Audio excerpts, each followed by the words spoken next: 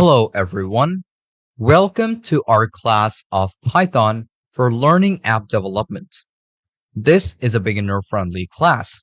So if you are planning development with Python, then you are in the right place.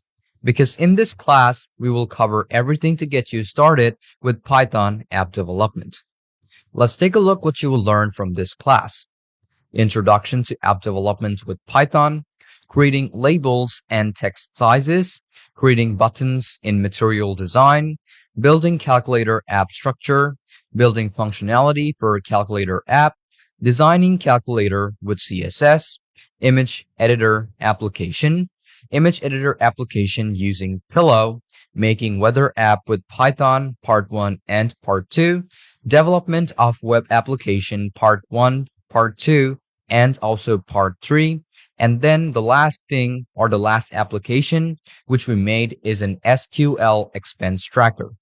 So after completing this class, you'll be able to develop basic apps with Python, including UI components, design and create labeled text and buttons using material design, build a functional calculator app with the structured layout, functionality and CSS design, create an image editor using Pillow to manipulate images, build a weather app using APIs for real-time data, develop a web application over multiple stages, create an SQL-based expense tracker to manage and also store data.